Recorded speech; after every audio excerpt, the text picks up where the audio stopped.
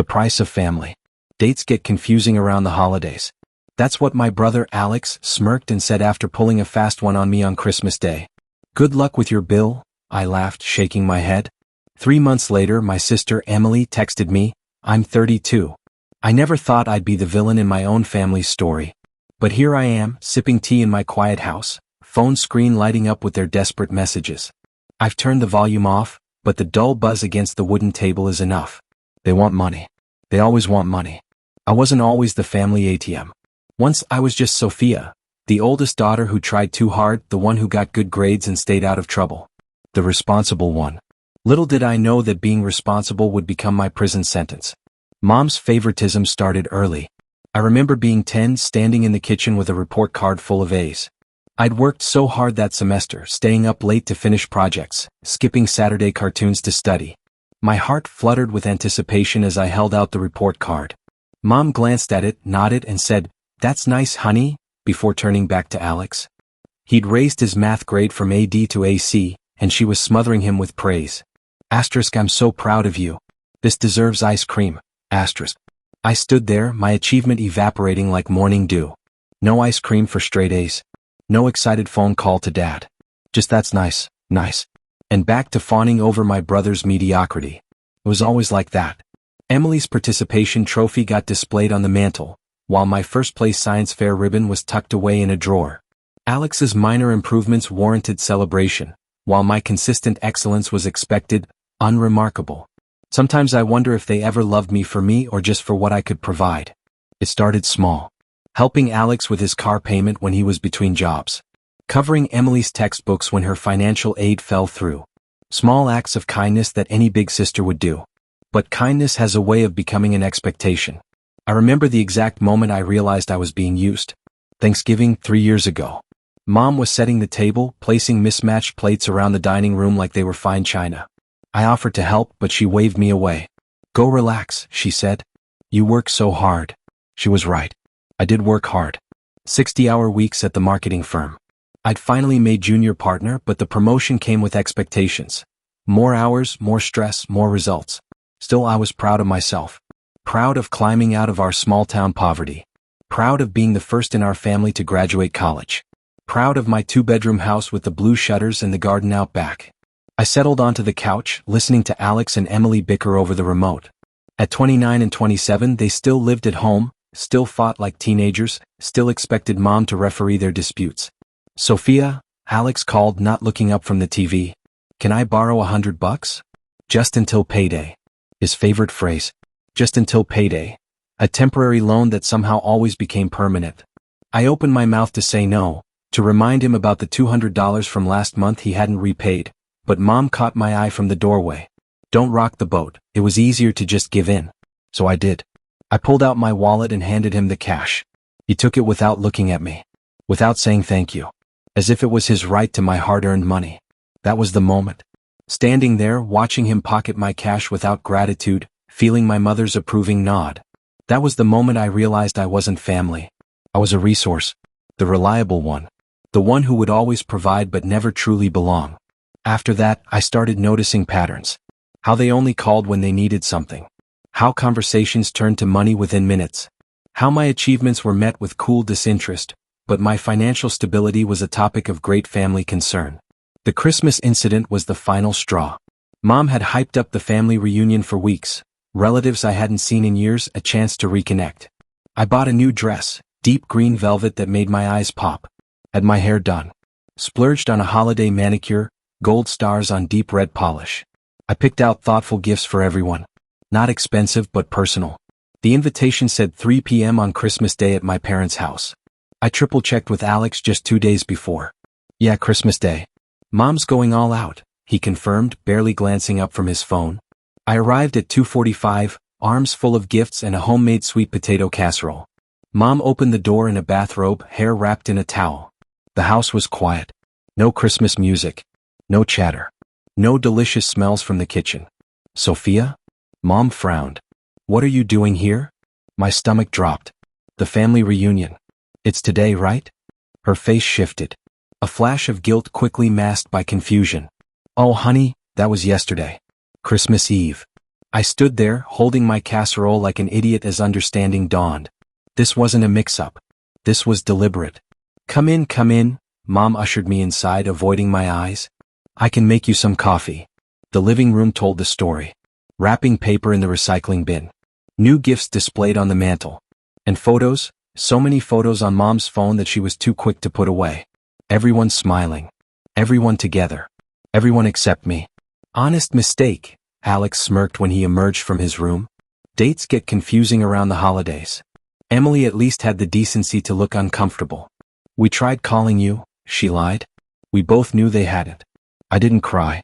I didn't scream. I sat on their couch in my beautiful green dress, balancing a mug of lukewarm coffee, and I smiled. These things happen, I said. But inside something hardened. A resolve crystallized with perfect clarity. They had crossed a line. And there was no going back. I stayed for an hour. Made small talk. Asked about the reunion I'd missed. Nodded at their vague, evasive answers. Then I gathered my untouched gifts, left the casserole, and drove home. On the way I called my bank. By the time I reached my driveway, all the automatic payments I'd set up for my family were canceled. Alex's car insurance. Emily's rent subsidy. The extra mortgage payment on my parents' house. Gone with a few taps on my phone. I didn't tell them right away. I waited. Watched. Let them dig themselves deeper. 3 weeks after Christmas, the texts started coming. Casual inquiries. Then outright requests. So I invited them for dinner. Made Mom's favorite pot roast. Baked Emily's preferred chocolate cake. Bought Alex's favorite beer. We ate. Chatted about nothing important. And just as Mom was serving coffee, I dropped the bomb. By the way, I canceled all the automatic payments I had set up for you all. The silence was deafening. You're joking, right? Alex laughed nervously. I'm not. And for the first time in years, I felt free. Ryan's face darkened. I just bought a new TV and a PlayStation 5. I was counting on you covering my credit card bill. Guess that's awkward for you then, I said calmly. We're family, Mom tried again, her voice trembling. Family helps each other. Yes, I agreed. Family does help each other. Family includes everyone in celebrations. Family says thank you when someone is generous. Family doesn't take advantage. I stood up, smoothing my napkin on the table. I'll always be your daughter and your sister, but I'm not your bank anymore. The aftermath was exactly what I expected. First came disbelief. Then anger. Then desperate attempts to change my mind. Ryan called 17 times that night. His voicemails evolved from confused to furious to pleading. Amanda took a different approach. Cold, clipped texts about how I was tearing the family apart. Mom cried on the phone about how she might lose the house. I blocked their numbers after 3 days, changed my email, went dark on social media. It's been 2 months now. My aunt tells me that Ryan had to sell his gaming setup to cover his credit card debt. Amanda moved to a cheaper apartment. Mom took on part-time work at the supermarket. They're surviving. Adjusting. Learning to live within their means for the first time in years. Sometimes I feel guilty. In my weaker moments, I wonder if I went too far.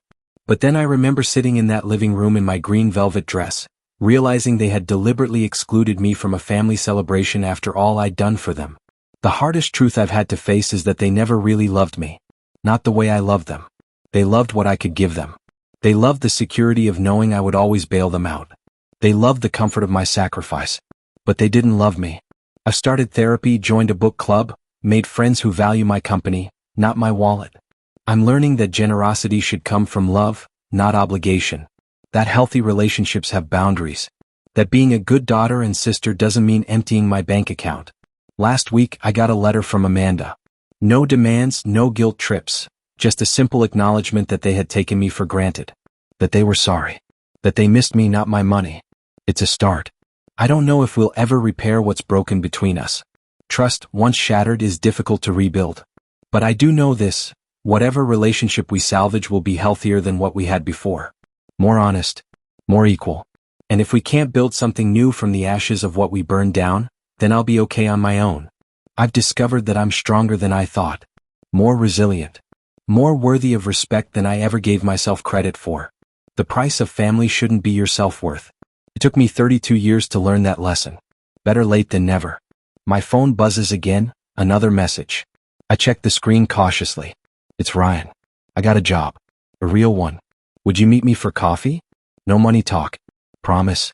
I set the phone down without answering. I'll think about it. Take my time deciding. There's no rush. For once, the choice is entirely mine. After 3 months of silence, I agreed to meet Ryan at a coffee shop halfway between our homes. Neutral territory. I arrived early, taking a corner table where I could watch the door. My hands wouldn't stop shaking. I wrapped them around my mug, letting the warmth steady me. When Ryan walked in, I almost didn't recognize him. He'd cut his hair. Traded his usual graphic tees for a button-down shirt. He looked grown up. Responsible. "Hey," he said, sliding into the seat across from me. We sat in awkward silence while he ordered his coffee. Black. No sugar. Another change, he used to drown his coffee in cream and sweetener. "You look good," he offered. "Thanks. So do you." More silence. The weight of unsaid words pressed between us. I waited. This was his meeting. His move. "I've been working at Wilson's Manufacturing," he said eventually. "On the floor, but they have a management training program." I applied. "That's great, Ryan." "Yeah." He fidgeted with his napkin. "It's different, having a real job. Paying my own bills." I nodded but said nothing. "I was angry at first," he continued. "When you cut us off. I said some things. Left some pretty nasty voicemails." "You did." "I'm sorry." His eyes met mine for the first time. Not just for the voicemails. For everything. For taking advantage. For the Christmas thing. I felt a crack in the wall I'd built around my heart. "The Christmas thing? You mean deliberately excluding me from a family gathering?" He winced. "Yeah, it was cruel. It was Amanda's idea, but I went along with it. We were jealous of you." "Jealous? Of what?" "Your life. Your success. You escaped Lauren. You got out of the trap. We didn't." I shook my head, disbelieving. "I tried to help you get out too. I offered to help with your community college tuition. I tried to connect you with job opportunities." "I know. But it was easier to resent you than to admit I was failing. Easier to take your money than to try and fail again." His honesty surprised me. This wasn't the Ryan I knew. My brother had always deflected. Blamed others. Avoided responsibility. This man across from me seemed different. Humbled. "What changed?" I asked. "Everything." He gave a short, humorless laugh. "When you cut us off, it was like waking up. Mom and Amanda blamed you, but I started seeing how messed up we'd been. How we treated you." He took a deep breath. "I had to sell my stuff. Move to a cheaper apartment. Actually look for a real job. It sucked. But it was also freeing. For the first time, I wasn't waiting for you to solve my problems. I had to solve them myself." I felt tears prick my eyes and blinked them away. "I never wanted to hurt you all. I just couldn't keep enabling behaviors that were destroying you. You and me. I get that now." Ryan reached across the table, hesitated, then pulled back. "I don't expect you to forgive us right away. Or ever, maybe. I wanted you to know that I understand what we did wrong. And I'm trying to be better." We talked for another hour. About his job, my promotion, Mom's adjustment to working again, Amanda's struggles to accept the new reality. When we parted, it wasn't with hugs or promises. Just a tentative truce. An acknowledgement that healing might be possible. Eventually. I didn't unblock their numbers that day. Or the next. But I started thinking about what rebuilding might look like. What boundaries I would need. What behaviors I couldn't tolerate. A month later, I met Amanda. Her apology was less eloquent than Ryan's, more stilted, but I sensed real regret beneath her pride. The wounds haven't fully healed. But in their place, something new is growing. Something real. Something worth protecting. And in the end, isn't that what family should be? This story is about more than just money. It's about self-worth, boundaries, and learning that real love isn't something you have to buy. It teaches us that family should be built on mutual respect, appreciation, and genuine care, not just obligations and expectations. Sometimes the hardest thing to do is to say no to the people we love, but that no can be the most loving thing of all. It allows others to grow, to stand on their own, and to realize their own strength. True relationships should be based on love and respect, not just what one person can provide for another. If this story resonated with you, if you've ever felt taken for granted, struggled with setting boundaries, or had to make tough choices for your own well-being, share your story in the comments. Let's start a conversation about healing, growth, and self-respect. Don't forget to like, share, and comment to help others who might need to hear this message today.